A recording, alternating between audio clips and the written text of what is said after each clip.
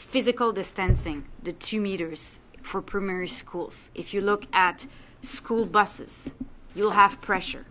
If you look at teachers, classes, you'll have enormous pressure because you'll have teachers that will say that they are scared to be infected. So maybe they'll refuse to come back. So how are you going to cope with this, with all the challenges that you have in front of you? Well, you're right to say that we have a lot of challenges, but we have 2 weeks to face them one by one and to discuss them with our principals and our administrator in the school system, and of course our teachers. Well, it won't be easy to have a physical distancing at elementary school, of course, but we can do it. And because we have a maximum of 15 kids per class, I think it would be possible to have most of the time 2 meters away. Excuse me, Mr. Well, in the buses, the decision was to have just one student per bench rather than two. So there's distancing that's going to be taking place there. So usually there's 48 students per bus in the large ones, and now it's going to be only 24. So it will need some discipline. You're quite right. It's not something which is always easy. And I'll let Lucia some of the video from in Europe, in Germany, for example. They did send video of organizing the classes. It's for a bit older students, but then you see exactly how they are organized and taking steps for the 2 meter that we're always talking about, and distancing for the teacher. And you know, it's something that to start with will need to be explained, but I'm sure that, you know, very rapidly students will get it, and they will be supportive of the teacher, as we are seeing in the community. In the communities, it's really impressive to see people, most of the people, that are distancing themselves and behave so well. But we have the buses? Do we have enough buses, school buses, with the fact that you have one student per bench? Well, I think it will be a challenge because sometime maybe we will have to make 2 runs, but you have to keep in mind that we won't have to transport any kids in high school because high school will stay closed. So I think we will be able to manage it. Maintenant, question de Phil Autier de Gazette. Parents across Quebec have been trying to help their children keep up with the optional online learning your ministry has provided. But many parents are also working from home and find it impossible to do both work and educate. They are exhausted. How can you expect parents to continue doing both jobs? Well, for elementary school, now on, starting at 11th of May, parents would be able to send their kids to the elementary school. And for teenagers, for high school, we will provide higher, better help and better support to the kids and the teenagers by providing them some laptops, some iPads, and some of them will have internet on, so they will be connected. And really important too is to say that parents will be able to have a meeting with their school, and so they will within a few days, and so they will be able to go to the school and get their manuals and get their books, and this would be really helpful. And now a question for Mr. Massé. With the schools reopening, will the government be hiring more health employees to do contact tracing? How many are currently doing that job? Will there be more surveillance tests to monitor cases in the schools?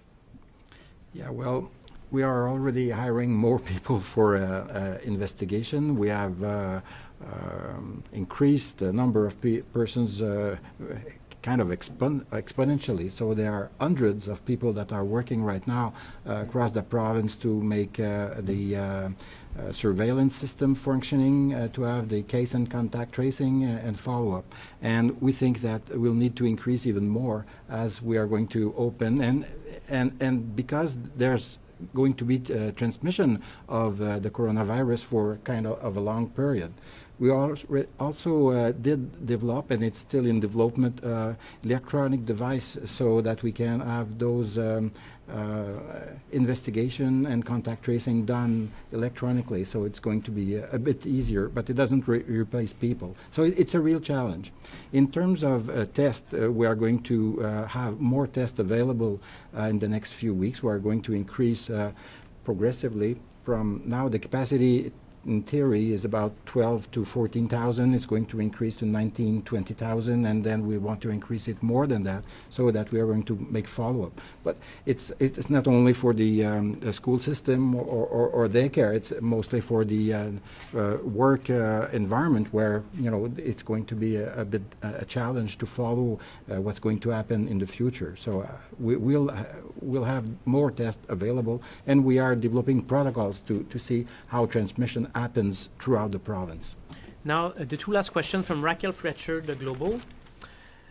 What will you do, if teachers refuse to go back to work out of fear for their health? Okay, I can say that teachers and support staff on school over 60 years old won't be asked to come and work, of course, and if teachers or support staff are not in good health, they would be able to stay at home, of course. But if they are afraid or they don't think it's good for them to go back to school and to teach, maybe they would ask to have the permission to do so.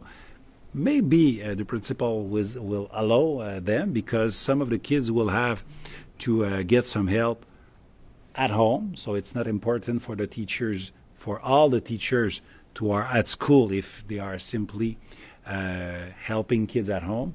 But for other problems, we will have to wait to the CNESST, who would provide us the rules this week. Thank you. And the last question. Sending your kids back to school won't be mandatory. Do you have any projections on how many kids will go back to school or daycare?